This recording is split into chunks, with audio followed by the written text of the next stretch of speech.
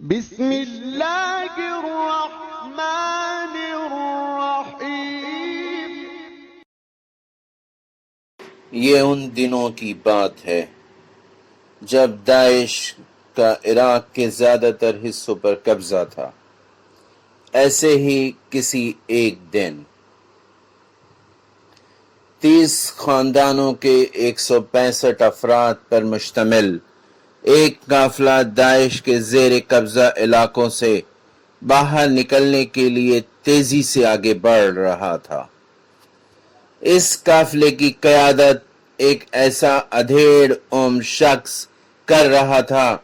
کہ جسے ایسے راستوں کے بارے میں معلوم تھا کہ جو داعش کی چوکیوں اور داعشی دہشت گردوں کی نظروں سے دور ہیں، لیکن قیادت کرنے والا یہ شخص ایک جگہ اچانک رک جاتا ہے اور قافلے والوں کو بتاتا ہے کہ اب ہمارے سامنے 2 کلومیٹر کا ایسا راستہ ہے کہ جہاں داعش دہشت گردوں نے بارودی سرنگیں بچھائی ہوئی ہیں۔ اس بات کو سنتے ہی تمام قافلے والے خوف زدہ ہو جاتے ہیں، کیونکہ اگر وہ واپس پلٹتے ہیں تو داعش کے درندے انہیں بے دردی سے قتل کر دیں گے، اور اگر آگے بڑھتے ہیں تو 2 کلومیٹر میں پھیلی ہوئی بارودی سرنگوں کا کسی بھی وقت نشانہ بن سکتے ہیں۔ قافلے کی قیادت کرنے والا شخص نے اپنے ساتھیوں سے کہا،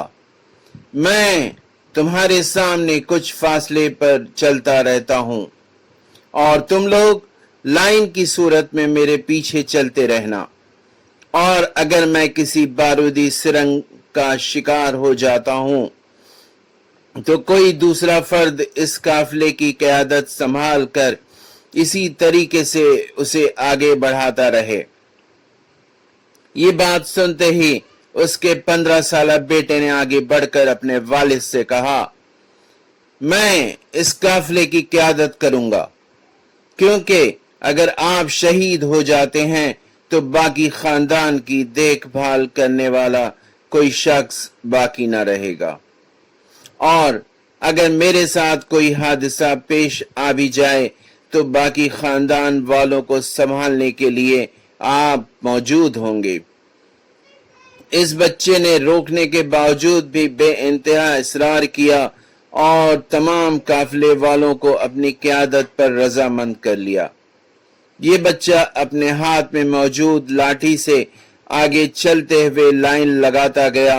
اور باقی پورا قافلہ اسی لائن پر چلتا رہا، اور قافلے کا ہر شخص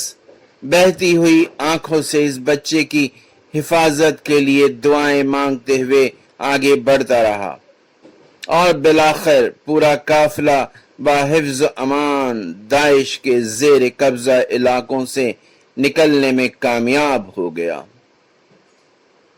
اس بچے کا نام علی احمد راشد ہے۔